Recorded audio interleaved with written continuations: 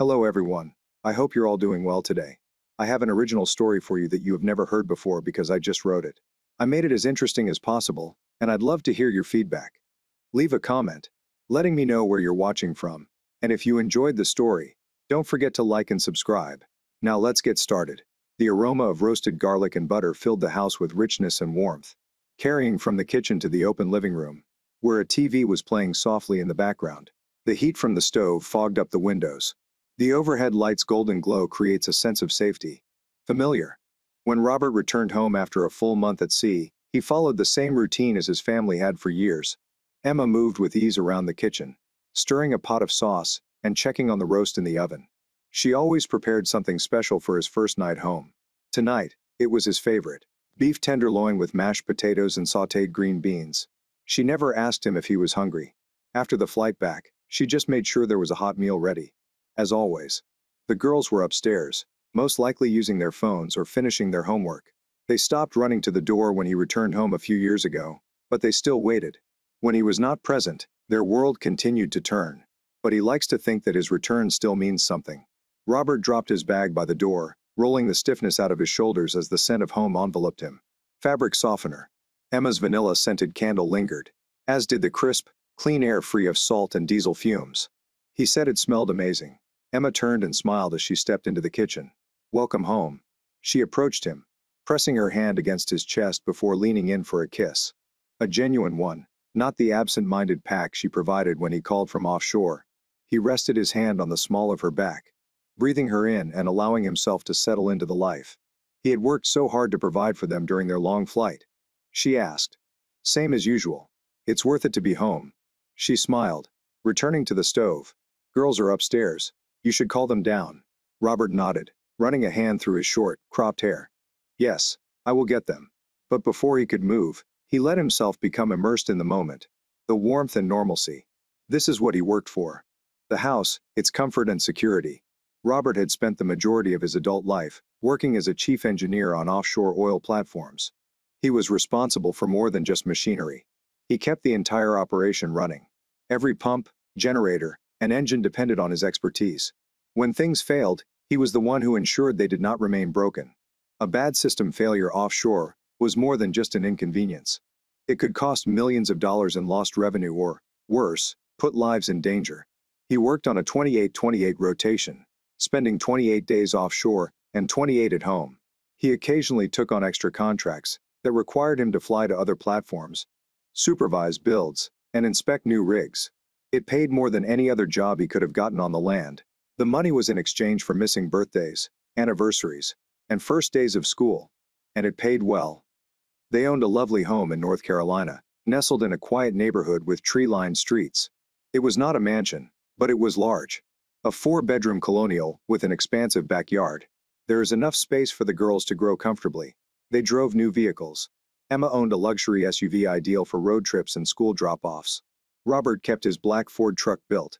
Tough, something solid to return to during the holidays. They never missed out.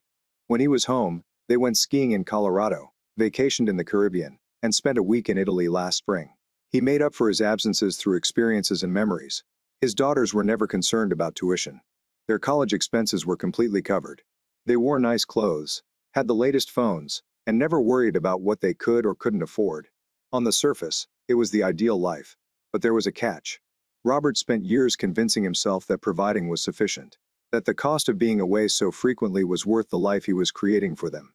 He told himself that Emma understood that his daughters, now in their senior year of high school, would look back one day and be grateful for all the sacrifices he had made. As long as he returned, this would be his forever home. He looked at Emma as she moved through the kitchen, the soft clatter of plates filling the space. It felt good to be back here, in this world of warmth and routine. He wanted to believe it was the same as before and that he could resume where he left off. Emma said, "Go call the girls," glancing at him over her shoulder. "They've been upstairs for too long." Robert exhaled and nodded. "I will get them." He stepped out of the kitchen and toward the stairs. The home was quiet, the kind of peaceful stillness that came before dinner, when everything was settled and ready. He took the steps slowly, the worn wood beneath his feet at the top of the stairs. He turned toward Sophie's room. The door was almost closed, with light spilling through the gap at the bottom. He raised a hand to knock. Then he heard their voices, muffled at first but clearer as he got closer. I just wish she wouldn't lie. Stacy's voice was sharp and frustrated. Robert frowned. She is not lying. Sophie shot back. She's simply waiting for the right time. Is it the right time? Stacy gave a bitter laugh. You mean when Dad finally gets a clue and catches her? Or when Dan finally gets tired of sneaking around? Robert's fingers curled slightly at his side. You do not get it. Sophie snapped. Mom is happy with him. Do you think she's happy when Dad gets home?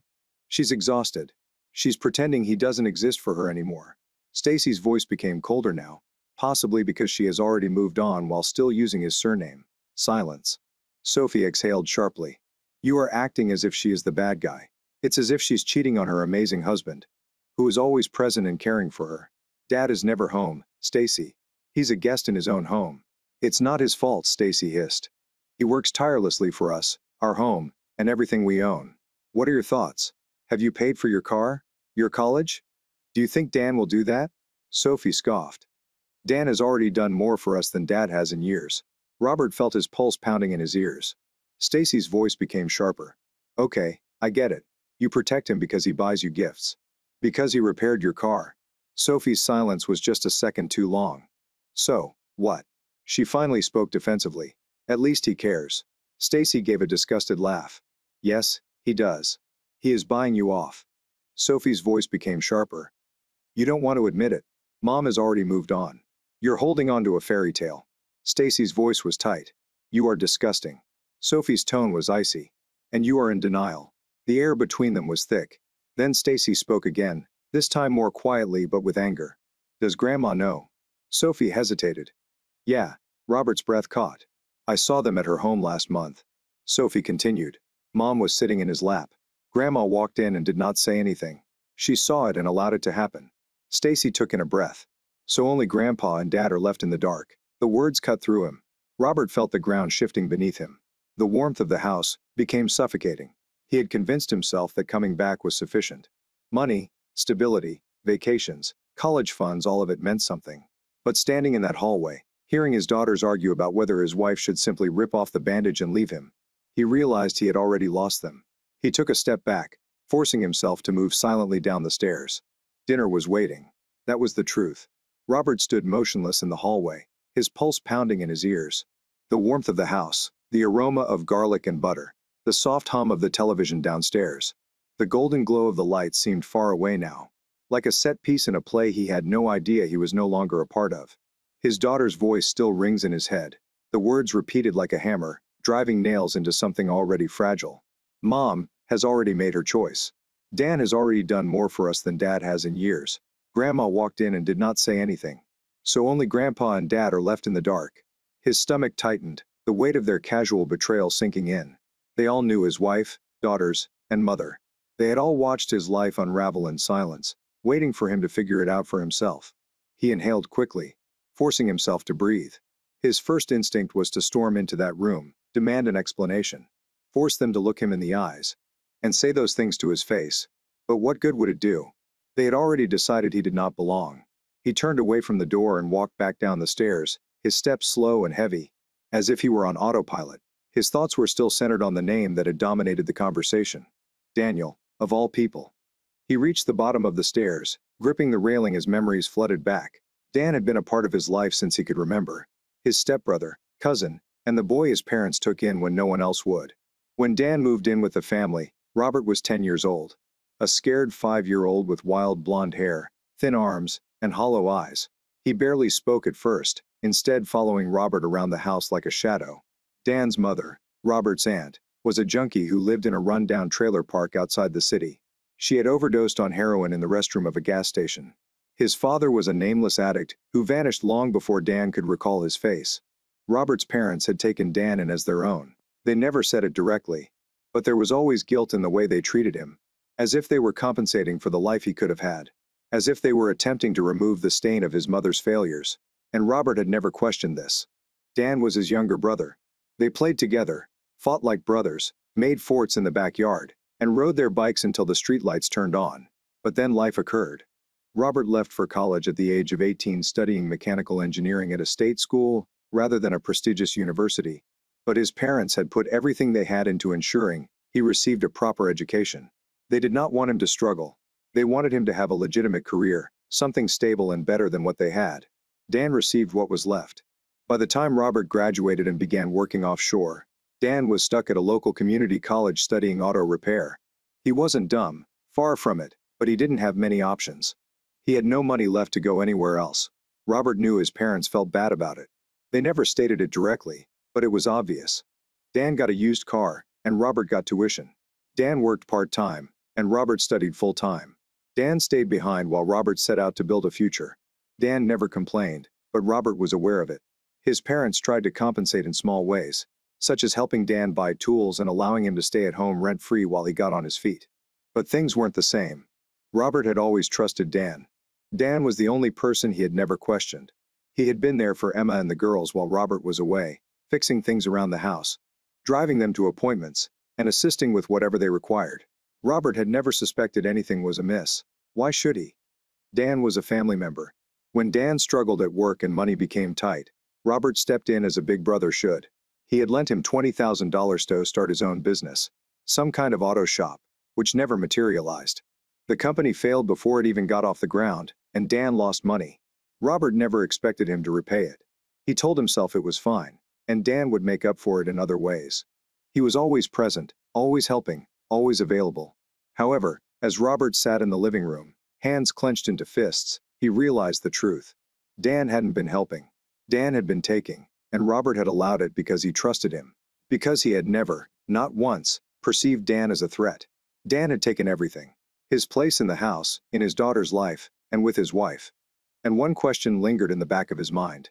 He had ignored this thought for many years. Why didn't Dan have a family of his own? Dan was attractive and charismatic. Women liked him. He was funny, easy to talk to, and had a knack for getting people to like him. So, why has he never settled down? Why? Has he never had a serious girlfriend? Why was he always standing there? Was it because he didn't want the responsibility, or because he'd never had to? Had Dan been circling Emma for years, waiting for an opportunity? Or was there something else? Robert had occasionally wondered, in passing, whether Dan was even interested in women. Not that it mattered. Not in the way Robert cared about, but it had occurred to him several times late at night when he considered the fact that Dan had never introduced a girlfriend, brought anyone home, or even mentioned a serious relationship. Had he simply never noticed what was right in front of him? Or has Dan been playing a long game all along? Robert clenched his jaw. The weight of it all pressed down on him. He had been so focused on providing that he had no idea he was being replaced. And now? He had no idea what to do next. Robert walked downstairs, his mind still racing and his body operating on autopilot. He had completely forgotten why he had gone up there in the first place. He entered the kitchen, barely hearing the clinking dishes, and Emma adjusting the plates. "Robert?" Emma turned to look at him. "You did not call the girls?" Robert blinked. He'd completely forgotten. Before he could respond, Emma sighed and wiped her hands with a dish towel. "I will get them." She moved away and called up the stairs. "Girls, dinner." His chest tightened. He was not prepared to face them. The girls returned a minute later. Sophie went first, calm as always, with Stacy stomping behind her. Her phone was clenched in one hand, and she was already upset about something. Stacy dropped into her chair with great force, crossing her arms as if the entire world had wronged her. "It took you long enough to get home," she muttered. Robert tensed. "What? You are always gone," she snapped, looking up at him.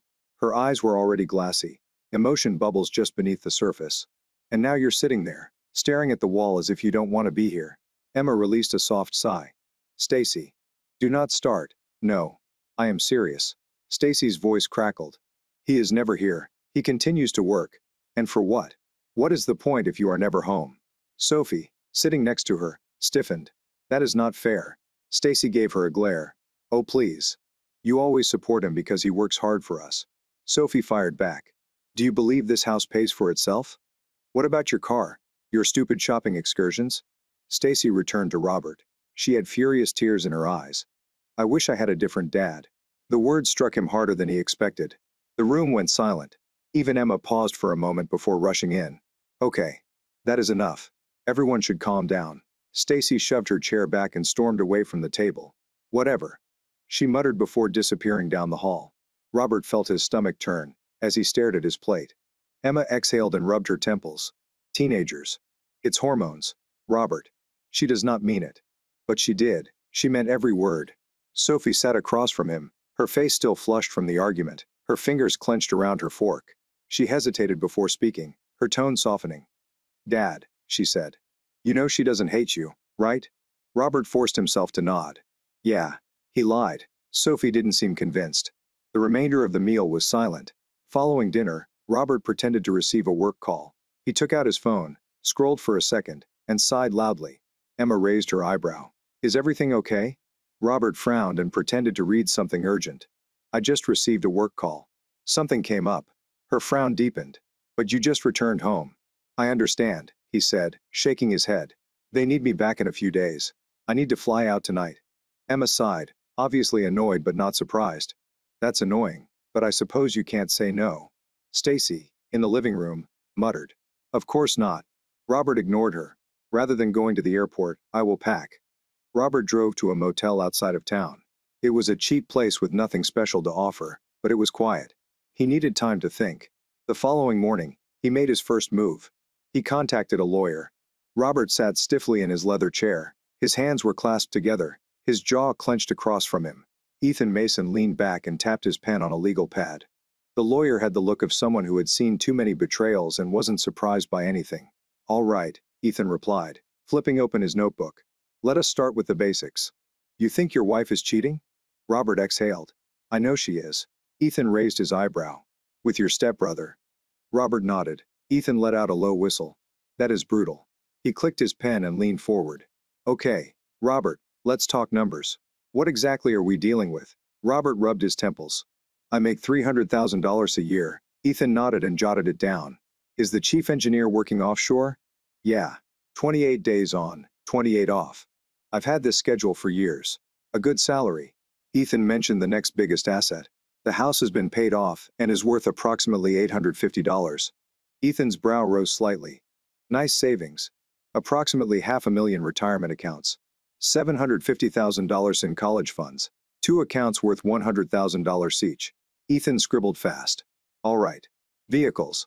I drive a black Ford truck. Emma has a luxury SUV, but it's registered under my name. Good, Ethan said.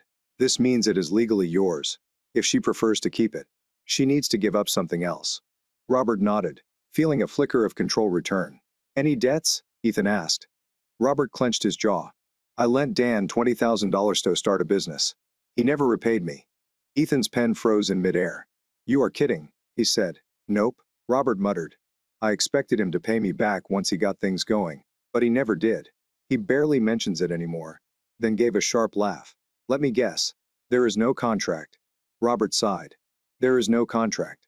Jesus, Ethan muttered. You'll never see that money again. Figures. Robert muttered. Ethan flipped to a blank page. Okay, here's where things get tricky. North Carolina is an equitable distribution state. That means a judge will not always divide things 50-50ths, but they will try to make it fair. Robert's stomach twisted. She did not earn any of it. It doesn't matter, Ethan said flatly. Legally, half of your earnings during the marriage are considered marital property. Robert gritted his teeth. How can I stop her from taking half of what I've worked for? Ethan leaned forward. His eyes were sharp. You can prove she cheated. Robert furrowed his brow. That actually changes things. Oh, yes, Ethan replied. North Carolina still recognizes marital misconduct. If we can prove that she had an affair, she will lose her alimony claim. It might even have an impact on asset division. Robert's mind shifted into focus. How can I prove it? Evidence, Ethan stated simply. Texts, emails, bank statements, and hotel receipts. Photos. Anything that clearly demonstrates infidelity. Suspicion is not enough. Do you need proof? Robert nodded slowly. I can get it. Good. Even if you don't, we have other options to ensure you don't get screwed. Robert leaned in. What? Ethan began listing off options. First, start contributing more to your retirement accounts. Long-term tied assets are more difficult to divide. Robert raised his eyebrow. That is legal. As long as you do it before your divorce is filed. Absolutely, Ethan replied. Now let's talk about the house. Want to keep it? Robert hesitated. I honestly don't know. So, if she fights for half your savings, you fight for full ownership of the house, Ethan explained. Use it as leverage. Robert considered it. And the automobiles. You keep the SUV because it is in your name. If she wants it, she can exchange something for it. Robert smirked slightly. Basically, I make her work for everything. Exactly, Ethan explained. Now let us talk about Dan. Robert tensed. What about him? Ethan leaned back, his face unreadable. North Carolina still has alienation of affection laws, right? Robert frowned. Meaning? Meaning? Ethan said. You can sue Dan. Robert blinked. Wait. Are you serious? Dead serious. Ethan said. If you can prove Dan actively interfered with your marriage, you can sue him for damages. Robert exhaled, contemplating it. He's been in my home. Robert muttered as he helped my wife and drove my children around. I lent him $20,000, and now he's sleeping with my wife. His voice darkened. Yes, that feels like damage. Ethan smirked. Then we'll keep the option open. Robert's thoughts raced. So, what should I do now? Ethan leaned forward, his voice low and deliberate. You do nothing. You do not confront her. You do not say anything. You act normally. You collect proof. Then we struck her with it. Robert exhaled, feeling the weight of the plan settle on him. How long does the process take? He asked. Ethan said, if she fights. It could take a year or longer if she settles for a few months. However, if we play this correctly, you will come out ahead. Robert clenched his jaw. I want to make sure she regrets this, he explained. Ethan's smile was cold. Then we do it the correct way. Robert was not going home. Not yet. He planned to use this time as if he were offshore, detached, and distant. Watching. For years, he had been blind to what was going on right in front of him. Now he would see everything. And when the time came, Emma and Dan would regret every decision they had made. Robert sat in his motel room, staring at the small collection of surveillance tools he'd accumulated over the previous 24 hours. The 2 GPS trackers lay next to his phone, fully configured and ready to go. But there's a third device. That one was special. It was a tiny voice-activated recorder that could be hidden in the car without being noticed. It had a long battery life and could record conversations for several days at a time. He wanted more than just to know where Emma and Dan were going. He wanted to understand what they were saying, what they thought, what they actually felt, what they were planning. He needed to hear it directly from their mouths. After midnight, Robert left the motel and drove his rented beat-up sedan through the familiar streets, taking back roads. The darkness made things easier. Fewer people are out, less chance of being seen. His first stop was Emma's SUV, and he parked 2 streets away just in case. Walking towards the house, his heart pounded. Not from fear, but from a boiling rage beneath the surface. This wasn't just a reconnaissance mission. This was wartime. Emma's car was parked in the usual spot. The driveway is adjacent to the garage. The neighborhood was quiet. There are no lights in the windows, no movement. Robert crouched beside the passenger side and reached under the rear bumper. He firmly pressed the GPS tracker into place, ensuring that the magnet held his phone while he glanced at it. A blip appeared on the map. 1 down. Now for the recorder. He moved carefully, opening the passenger side door just enough to get inside. The car smelled like Emma's vanilla-scented air freshener. Is it too familiar? Much like home. He pushed the thought aside and focused on the best hiding spot beneath the seat. Robert peeled back the thin fabric that covered the seat's underside. He found the perfect crevice and slid the voice recorder deep inside, securing it with its own adhesive. Hidden. Invisible. Ready? If Emma and Dan ever spoke in this car, he would hear it. He took a slow breath and stepped outside, closing the door and silently checking his phone. He activated the recorder remotely. It was live. Moving on to Dan. Dan's apartment was on the opposite side of town, a location Robert had rarely visited over the years. He pulled up a block away and scanned the street. Quiet. There's no movement.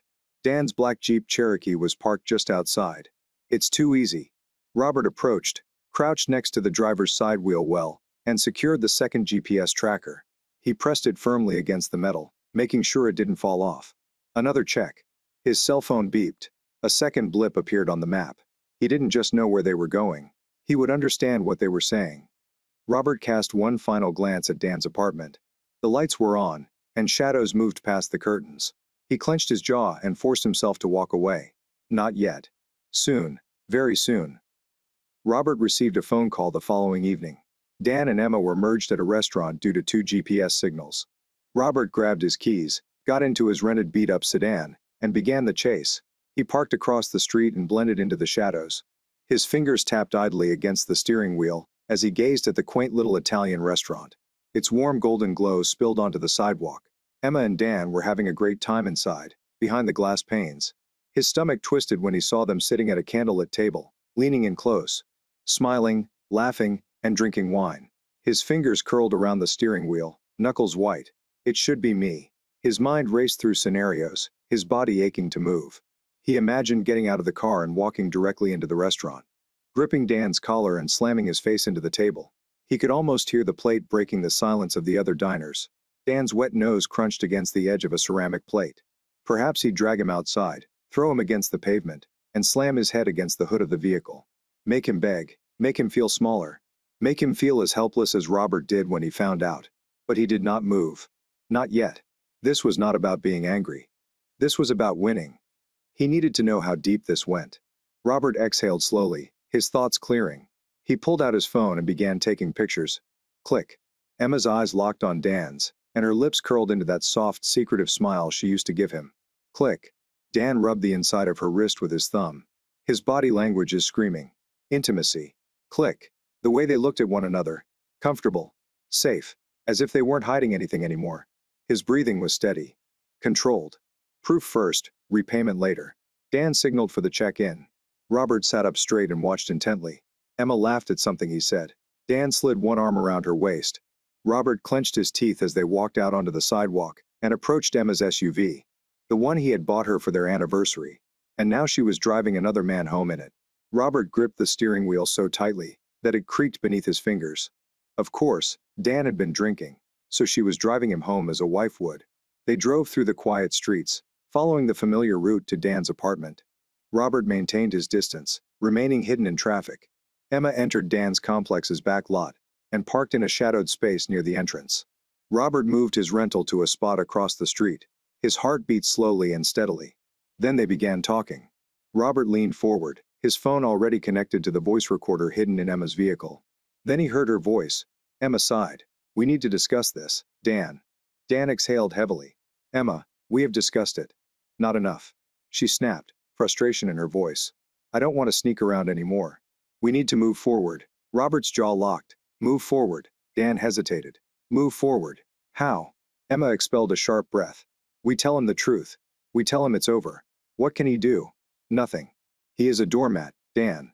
He hadn't noticed anything for years. Robert's fingers curled so tightly around the phone that he briefly considered crushing it. A doormat. That was her opinion of him. Dan remained silent for a moment before speaking, his voice low. And the girls?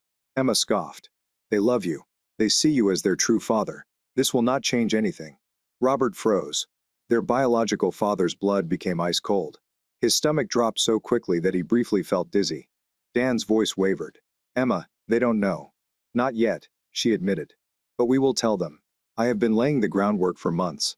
Stacy is practically begging for the divorce to end. Sophie will come around.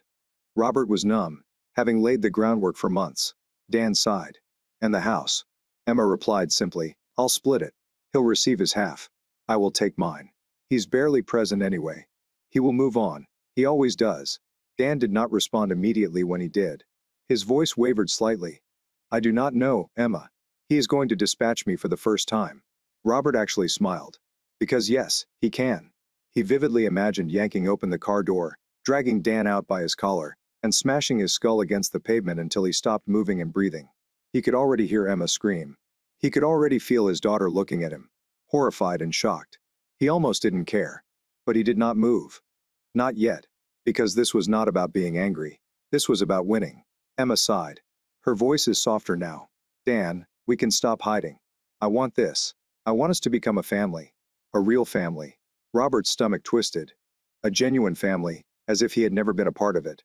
His daughters, whom he had worked tirelessly to provide for, had already replaced him. Emma had already made her decision. Dan had already made his decision. And they were simply waiting for the right time to tell him. Emma leaned in and kissed Dan softly, as if Robert wasn't sitting a few feet away, watching his life crumble. Then she got back in the driver's seat and drove out of the lot, returning to his home. Dan disappeared into his apartment. Robert sat in the dark, gripping the wheel so tightly that his nails cut into his palm. They were not afraid of him. They believed he was weak. They assumed he'd just accept it and walk away. But they were mistaken. He wasn't simply going to divorce Emma. He wasn't simply going to expose Dan. He was about to ruin them. At 2 p.m. Dan abruptly left his apartment. Robert followed. Just as before. Dan drove into the high school parking lot. And, just like before, His daughters got into his car as if he were their biological father, as if Robert had been erased. Then they visited the beauty salon. Emma was waiting, and Dan stepped out without hesitation. He kissed her directly in front of the girls. And that's when Robert nearly snapped. But instead, he took out his phone. Click. Dan picks up the girls. Click. Emma steps into the car. Click to kiss. His revenge was only beginning. A few days later, Robert sat across from his financial advisor, Jonathan Reese. You have to act quickly, Jonathan said. North Carolina is an equitable distribution state. Emma is entitled to half, unless we take action now. Robert exhaled slowly, his thoughts still jumbled from what he had heard that night. His daughters and girls weren't truly his. Or was that Emma's twisted attempt to make Dan feel more secure? His chest ached. He adored them. Always had. But if they weren't his, what happened? Are you still with me? Jonathan asked. Robert forced himself to concentrate. Yeah. What do I do? First, move assets that have been maxed out in your retirement accounts. Courts will not touch what is locked away, right? The college fund. You stated that there is a total of $200,000. Yeah. Jonathan smirked. Crypto. Robert frowned. Crypto. You transfer the funds to cold storage. There is no fixed value, which makes it more difficult to split legally if done before filing. Robert exhausted their college funds. He saved money for them. But if they weren't his, why should Emma be in control? Do it at home. Refinance, Jonathan suggested. Take out equity that is heavily debt-loaded. When she fights for half, she bears half the burden. Robert's jaws tightened. Good. An hour later, Robert dropped a thick manila folder on Ethan Mason's desk. His divorce attorney flipped through photos, transcripts, and evidence of the affair. Ethan let out a low whistle. Damn. You were not kidding. I want her to lose everything, Robert said. Ethan nodded. North Carolina still recognizes adultery. This could end her alimony claim. But the children. That is a battle. Robert's throat felt tight. She has been turning them against me. I want full custody. Ethan leaned back. Courts push for joint custody. However, if we can demonstrate parental alienation, as she did by laying the groundwork, we can argue she is unfit. Add the affair in front of the children, and you have leverage. Robert could barely hear him. His thoughts were racing. He had held his daughters on their first day of school, taught them how to ride bikes, stayed up all night when they were sick, and now there was a possibility they weren't his. But he wasn't prepared for the truth, not yet. His stomach turned. If they mentioned DNA in court, Ethan exhaled. Then we handle it. You don't need to push for it.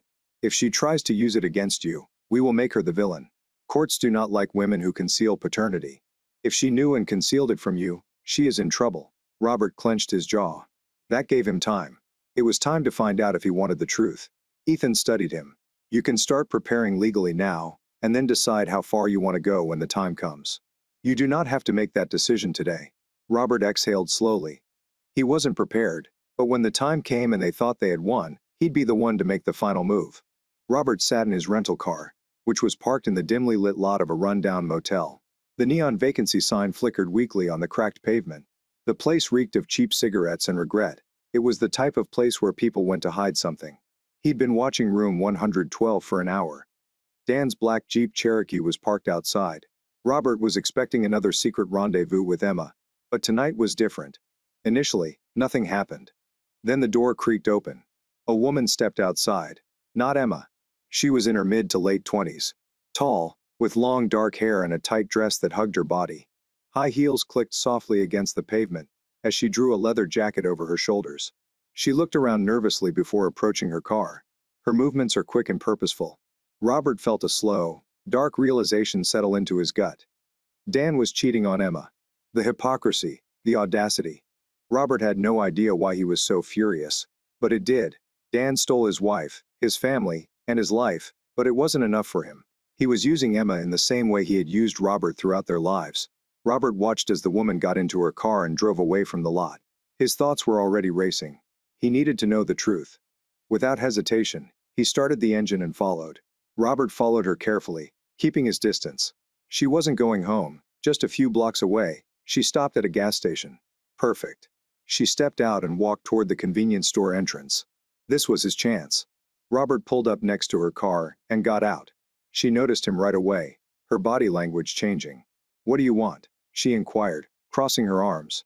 Suspicious. Guarded. Robert kept his voice calm. I am not here to cause trouble. I only need some information. Her expression barely changed. What is this about? Dan Beckett. Her shoulders stiffened slightly, but she simply shook her head. I do not know him. Robert exhaled and pulled a wad of $100 bills from his pocket, holding it up. 2,000 people will speak. 5,000 for the truth. Her gaze shifted to the cash. For a moment, she paused. Then she sighed and stepped back toward her car. Get inside. Inside the car, she stuffed the $2,000 into her purse. All right. Talk. I am Robert. He said this while closely watching her. Daniel's brother. She remained still. Brother. Stepbrother. We grew up together. She exhaled and rubbed her temples. Okay. So, what do you want? I want to know the truth, Robert stated. How frequently do you see him? She paused. 3 times per month. Same motel, same routine. Robert's jaws tightened. So what does he say? She rolled her eyes. He despised his life. He claims he's trapped in a relationship he never wanted. Emma manipulated him into staying. Robert's stomach turned. What do you mean? She exhaled. He's not even sure if the kids are his. The air inside the car shifted. Robert froze. What? She looked at him, then at the cash. Robert took out another water bill. I'll make 5 grand. She hesitated and licked her lips. Then she spoke. Emma gives him money. Robert stiffened. What? He drinks heavily and gambles. Emma pays for him. He's essentially a kept man. Robert's pulse pounded. The escort's voice became quieter. Honestly, the money he gives me is probably yours. He even joked about it once. He stated that his lifestyle is funded by his brother's wife. Something inside, Robert snapped. Dan was gambling away the money Robert had worked for. Money that was intended to support his family. Emma was giving him money. His hands shook in fury. Robert exhaled slowly. You want out of this life. She blinked, startled. What? You have a child, don't you? Her expression hardened. How are you? I saw your phone screen. Robert nodded towards the console. When she checked a message, she saw a toddler's face flash across her screen. Her throat bobbed. Yeah. So, what? Robert took out another large wad of bills, more than she had ever seen at once. 15 grand. You take it. You walk away from this life. Make a fresh start. She stared at the money. Her lip quivered slightly. Why would you do that? I need your help. She gulped hard. With the parameters we established. Up. She took in a breath. Set him up. How? Robert smirked. We have Emma catch him in the act. They drove to an ATM, and Robert gave her $5,000 in cash. That's it for now, he said. You will receive the remaining $15,000 since the job is completed. She nodded and clutched the cash as if it were her lifeline. What do you need me to do? She asked. Engage Dan in conversation the next time you see him. We need his confession. Use a hidden voice recorder. She nodded. That's something I can do. Second, Robert continued. He texts Emma from his phone. Something that will transport her directly to the motel. The woman hesitated, but Robert maintained her gaze. Think about your daughter, he said quietly. Do you want her to grow up with a mother who is trapped in this? Her eyes watered. She swallowed hard and then nodded. Okay. I will do it. Robert removed a business card from his pocket and handed it to her. Wait for my call. I'll handle everything. She accepted it, still stunned. Then she exhaled and whispered, Thank you. Robert gave her one last nod before getting out of the car. He sat in his car and watched her drive away. He knew one thing for sure. Dan believed he was untouchable. Dan thought he had won, but he was about to discover how mistaken he was. The next afternoon, Robert parked a block from Sophie's school and waited. He should not have been here.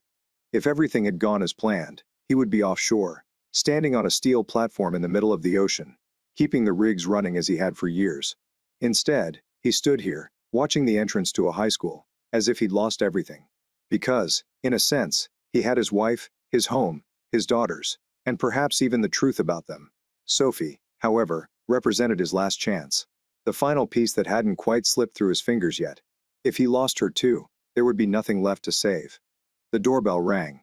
Students began to spill out onto the sidewalk in noisy clusters, laughing, talking, and shoving each other playfully. Then he saw her. Sophie was walking alone, head down, eyes fixed on her phone as she approached the parking lot. Robert moved forward and rolled down the window. Sophie, she froze in mid-step. Her head snapped up, and her eyes widened when she saw the car and him. Dad, she whispered, stunned. Robert forced a slight smile. Get in, kiddo. She paused. Her shoulders stiffened. After a heartbeat, she climbed inside. Closing the door carefully behind her, her hands began to shake immediately after she sat down. You? She looked, her lips clenching tightly. Why are you here? You are supposed to be at work. Robert exhaled. He expected this question. Sophie had always been the one with keen observation skills. Stacy did whatever suited her best. Sophie asked questions. And now? Now she was beginning to realize how much she didn't know. Robert admitted, I was supposed to be. But something happened. She shifted uncomfortably and stared at her lap. Yes, I figured. Robert gripped the steering wheel. Of course, she assumed she had known something was wrong for a while, but no one had informed him. He swallowed the bitterness. I know about your mother and Dan. Sophie inhaled sharply, her shoulders tensing. She said nothing. Did not look at him. She simply stared at her hands, twisting her fingers together. Her breathing is shaky. You knew, didn't you? Robert inquired softly. Sophie let out a choking sound. Then she started crying. Not soft, silent tears, but the careful, controlled sadness of someone trying to keep it together. These were full-body, gut-wrenching, shaking sobs. Robert's heart clenched. He reached for her, pulling her to his chest and wrapping his arms around her like he did when she was a child and had nightmares. I wanted to tell you. She sobbed, clutching his jacket as if she was afraid he'd disappear. I swear I did, Dad, but everything happened so quickly. Robert whispered to Stacy, holding her tighter. I know, it's fine. No, it is not. She cried and pulled back, her face wet with tears. I should have told you. I should have done something. But Mom insisted you wouldn't understand. Then Stacy. She hiccuped and pressed her hands against her face. I just wasn't sure what to do. She whispered. I did not want to hurt you. Robert swallowed hard, his throat tightening. She was just a child caught up in something she shouldn't have been involved in. He wiped a tear off her cheek. It is not your fault, Sophie. She sniffled, hiccuped briefly, and finally looked at him. But what happens now? She whispered. Robert exhaled. This was it. His opportunity to repair what he could. I need your assistance, he explained carefully. Sophie frowned and wiped her face. With what? He reached into his pocket and took out an old burner phone. I need you to secretly log into your mother's Instagram and Facebook on this phone, and then return it to me. She stared at him. Her face paled slightly. Why? Robert hesitated. How much could he tell her? How much should he tell her? He admitted, I can't explain everything yet. But I promise you that this is important. Sophie's lips are pursed as she looks down at her phone. Dad? She swallowed. If I do this, will I betray my mother? Robert inhaled deeply. That was the most difficult question yet, sweetheart. He spoke gently. Your mom has already betrayed me. And she has lied to you too. Sophie's lips trembled. I understand. She whispered. I just don't want to make matters worse. Robert squeezed her hand. You're not making things worse. You're just helping me fix things. And I promise you, when it's all over. He swallowed. I'm returning, and I'll never leave again. Sophie exhaled and tucked the phone into her bag. She nodded. Okay. I will do it the next day. Sophie slipped into his car again after school and handed him the phone. Her face was pale, and her hands shook. Here. It's finished. Robert took the phone and stared at the login screen. You did well, kiddo. He spoke softly. Sophie hesitated and bit her lip. Dad, what are you going to do? Robert looked at her. Really looked at her. I am going to fix everything. And this time, he meant it. Robert stood in the dimly lit motel room, the musty odor of stale cigarettes lingering on the worn carpet. He'd reserved rooms 114 and 115 at this rundown establishment on the outskirts of town. 114 for Dan and Marissa, and 115 for himself. It was the result of months of meticulous planning, a meticulous trap that would reveal Dan and Emma's affair in public on the cramped little table in room 115. Robert had laid out the tools for his plan. A small pinhole camera connected to an old phone. A thin cable snaked through a vent into room 114 and his laptop, connected to Emma's Facebook and Instagram accounts with a single click. Robert could start live streaming the feed from the hidden camera, revealing their betrayal to everyone who follows Emma on social media. He recalled the advice of his lawyer, Ethan Mason. Collect everything you can. Don't simply guess. Prove it. So Robert had. He had photographs, recorded calls, and confessions. But this, the final raw public confrontation, would be the nail in the coffin. From inside room 115, Robert watched a grainy video feed on his laptop as Dan entered room 114. Marissa's gentle smile greeted me. Dan had been secretly seeing the escort for months. A woman is now working with Robert to set him up in exchange for enough money to leave her previous life. Hey, baby, she said to Dan, letting her hand rest on his shoulder. Dan dropped a faded duffel bag onto the bed. His eyes darted around, uneasy. Marissa coaxed him to sit by placing a hand on his knee. Having a bad day? She asked softly. Dan exhaled sharply and raked his fingers through his hair. Emma is pushing me to make it official. She wants me to. I don't know, confront Robert or something. She believes that if she can push him over the edge, she will get everything in the divorce. He rubbed his forehead. But nothing is going the way I wanted. Marissa moved closer. What did you want, Dan? He made a bitter laugh. Hell, if I had known I needed money. My gambling has gotten worse, he admitted, casting a guilty look at her. I owe a lot. Bookie loan shark. Your Emma has been covering for me with Robert's money. A sneer twisted his lips. I can't say I feel bad about it. Robert has always had everything handed to him. This is a big job, nice house. Now he's essentially paying off my debt. Robert's jaw tightened behind the wall in room 115. He knew Dan had lost money, but hearing Dan casually admit he was funneling Robert's hard-earned money into his gambling debts made him furious. But you love Emma, correct? Marissa ventured, her tone implying curiosity. Love? Dan snorted. She was lonely and had some money. I never intended to play daddy to her kids, especially since. He trailed off. Marissa tilted her head. Since when? Dan appeared pensive for a moment. I'm not sure if those girls are Robert's. Emma keeps hinting it could be me. We messed around years ago, shortly after she married. He stopped shaking his head. It doesn't matter if they're mine. But Emma has been using this to keep me around. Pay off my gambling debts. I'm stuck. Robert's vision was blurry around the edges. So, it was true. They'd been messing around for even longer than he realized. And now there was a question about paternity for his daughters. Marissa's eyes widened. You were never tested to determine if you are the father. Dan shrugged. A combination of arrogance and genuine shame. We can't exactly do it without Robert noticing. Plus, Emma stated that she was unsure. Maybe it's better if we don't know. Marissa gave a theatrical, sympathetic sigh, playing the part. That is a lot to handle. No wonder you gamble. Dan gave a humorous smirk. Yeah, I've always been a risk taker. Nobody told me the biggest risk would be Robert losing his mind and bringing us all down.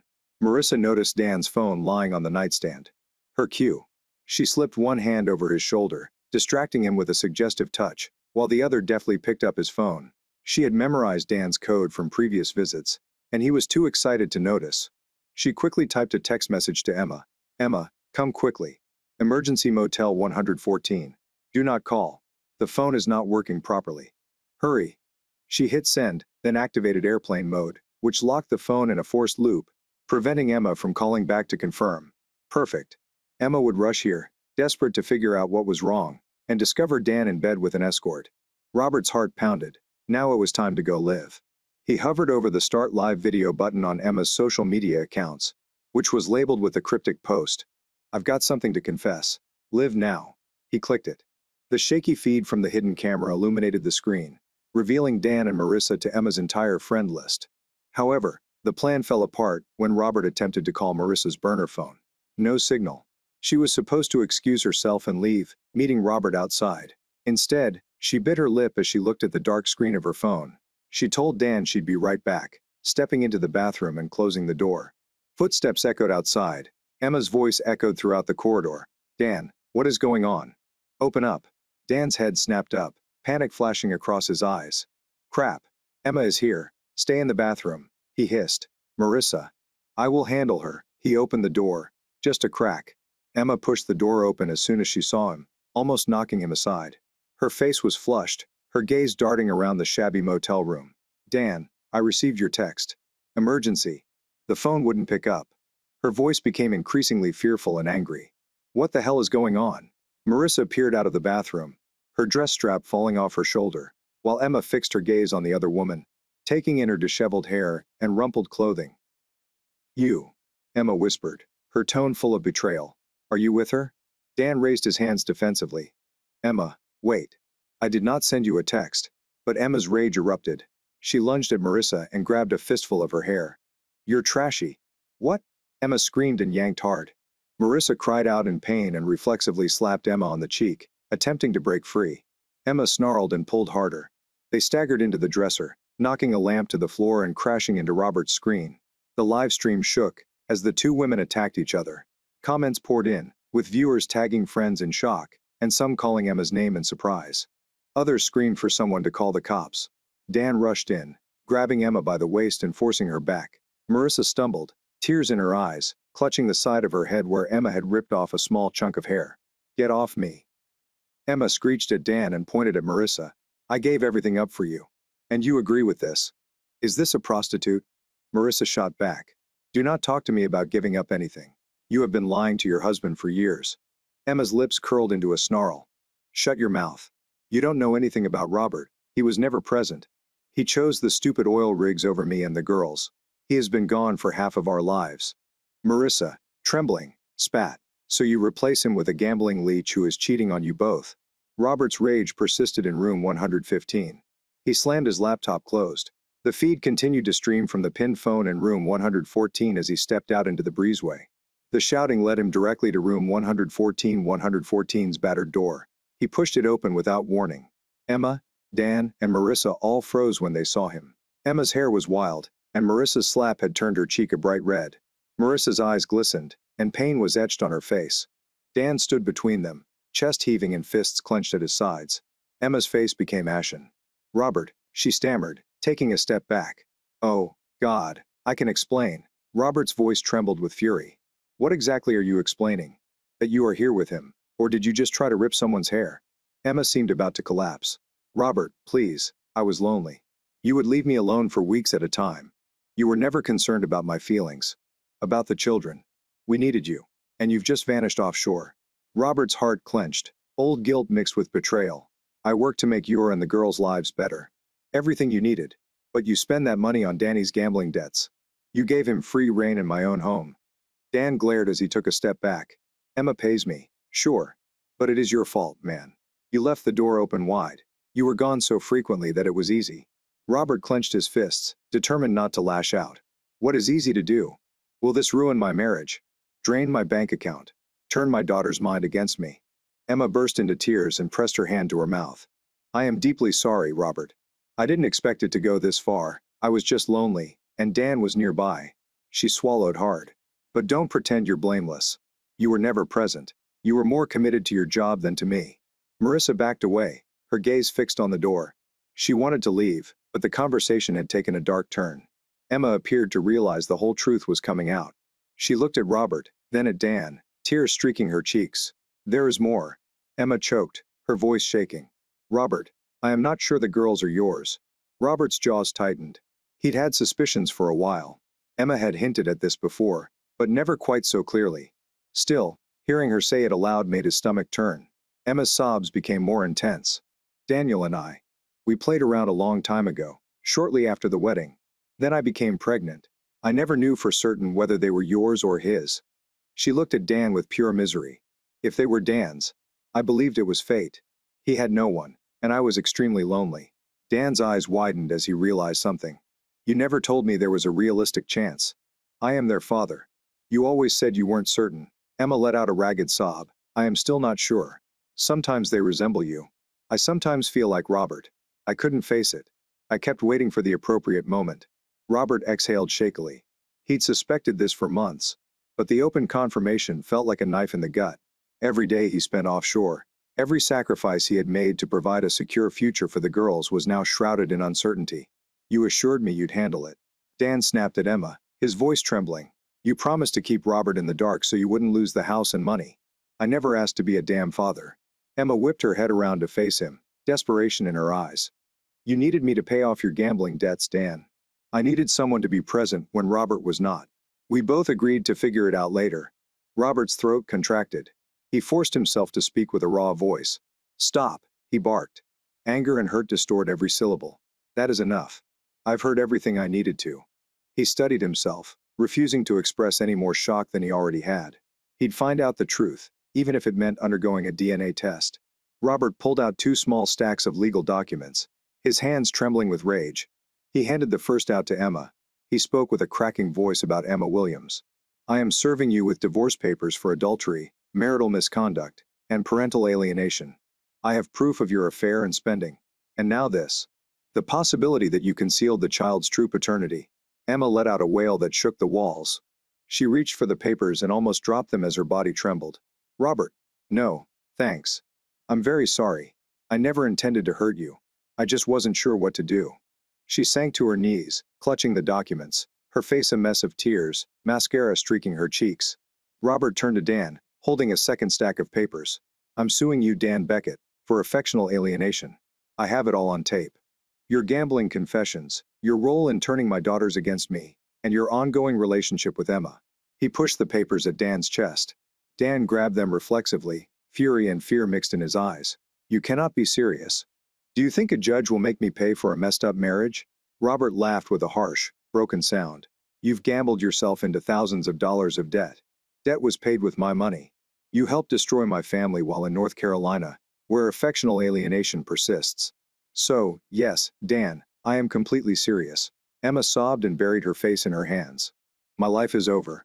She choked out. Everyone is watching. Robert. Please. The live stream. Robert pointed to the phone, which was discreetly attached near the ceiling vent. It's live. Emma. Your entire friend list has witnessed you attacking Marissa, confessing about Dan, the kids, and everything. Emma exclaimed, bubbling over as if she had been punched. No, no. My mother, my friends, and the girls they will encounter. Her sobs turned into ragged screams, and her tears fell onto the filthy carpet. You have ruined me, Robert. He looked at her in disbelief. The bitterness that filled his chest ruined you. You have lied to me for years. My money has been stolen, and my children may have been taken as well. You assaulted this woman. He gestured to Marissa, who was still standing aside, nursing her scalp. I am only showing everyone the truth. Emma whirled, spitting furiously at Marissa. You set us up, you piece of garbage. Marissa, eyes wet, snapped back. Don't dare to touch me again. You've already ripped out half my hair. She lifted her purse and prepared to swing if Emma lunged. Dan stepped between them. Put your arms up. Enough. This is insane. I warned you, Em, that this would end badly for us. Robert is not stupid. He was always the smartest. Robert inhaled shakily, controlling his rage. Marissa, you are free to go, he said gently, stepping aside. She edged closer to the door. Despite her fear, she managed a grateful look at Robert. He acted discreetly. Preston placed an extra roll of bills in her hand. 2,000 is more than promised for the trouble. He muttered. I did not expect Emma to become so violent. Marissa nodded. I'm shining with relief and pain. Thank you, and good luck. She slipped out of the door, leaving Emma on her knees. Dan stood there dazed, and Robert stood at the threshold, trembling with anger and heartbreak. Emma raised her tear-stained face toward Robert. How about the girls? She whispered. They might be yours. I don't know. Do not take them away from me. Robert's voice crackled. I will take a DNA test. If they're mine, I'll fight for them if Dan has them. He glared at Dan, who gulped hard. Then you two can work it out. Emma covered her face with her hands as another sob ripped through her. Robert, please. I apologize. A painful silence ensued. Finally, Robert turned towards the door. I have nothing more to say. My attorney and the courts can handle the rest. He turned off his phone's live stream with a tap. The damage had already been done. Emma let out a strangled scream behind him, and Dan cursed beneath his breath. Their world had collapsed. Robert stepped out into the warm night air. The neon vacancy sign is humming overhead. He leaned against the chipped railing, breathing heavily. His whole body shook, not just anger, but also heartbreak. Emma's sobs rang through the door. The marriage had ended, but the weight of the truth pressed down on him like an anvil. A familiar figure stood near a sedan in the parking lot. Ethan Mason is Robert's divorce attorney. He raised his hand in greeting, concern on his face. That sounded intense. Ethan's voice sounded low. You okay? Robert nodded stiffly, despite feeling anything but fine. They confessed everything. Dan is gambling. Emma lies about the children and the affair. Everything was captured on camera and broadcast on Emma's social media accounts. Ethan took a sharp breath. That is going to be a legal disaster. You want me to proceed with the custody motions? What about the paternity test? Robert closed his eyes, grief twisting his stomach. Yes. We conduct a test to determine whether Sophie and Stacy are mine. If they are, I want complete custody. If not. His voice wavered. God, I raised them as mine. I'm not sure how I'll react, but I can't let Emma and Dan continue to lie. Ethan's gaze softened. We will get through this. You fulfilled your responsibilities. Across the lot, Marissa was getting into an old sedan she had purchased with the money Robert had provided. She paused, catching his gaze. Her hair was still a mess. Emma had yanked it, and faint bruises appeared on her arm. I'm sorry I got so ugly, Robert said quietly, walking over. I never expected Emma to be so violent. Marissa forced a half smile. I have seen worse, but yeah, I'm just glad I'm finished. Her voice crackled. Thank you for giving me a way out. I am willing to testify if necessary. I'm, I am sorry for your family. Robert's eyes burned. Thanks, take care. Marissa. She nodded. I started the engine and pulled away. Robert sat in his motel room, watching his phone light up with one call after another. And another. The consequences were worse than he had anticipated. Emma's betrayal had spread like wildfire across their community. Friends and family. Everyone, including coworkers, had watched the live stream and now had an opinion. His lawyer, Ethan Mason, had warned him that things would get ugly. But he hadn't expected journalists to offer money for his story. He turned them all off immediately. This was not entertaining. This was his life. The worst part was dealing with his daughters. Sophie, Dad, please respond to me. I do not know what to do. Stacy, I cannot believe you did this. You've ruined everything. Robert exhaled. Stacy had always been emotional and easily influenced. She saw everything in black and white. And right now, he was the villain in her story. But Sophie was different. She wanted to understand. Then there was the issue of the DNA test. 2 days later, Robert met with Ethan in his office. Divorce proceedings had already started, but Robert required more than just a legal separation. I want a DNA test, Robert said, his voice tight. Ethan sighed. Are you sure about this? Robert hesitated. No, but I should know. The test results arrived 3 days later. Neither Sophie nor Stacy was his. The words on the report blurred as Robert read them repeatedly, hoping he had misread something. However, there was no mistake. He was not their father. Not biologically, anyway. He had raised them, loved them, and worked his entire life to provide for their every need. And it had all been based on a lie. He had expected anger and fury, but instead, he felt hollow. Robert Ethan's voice was cautious. What exactly does this mean? Legally? Robert inquired, his throat dry. Ethan sat forward. It does not change custody unless you instruct it to. You are still their legal father. If you want to fight for them, you can. He paused. Or if you prefer to walk away. No.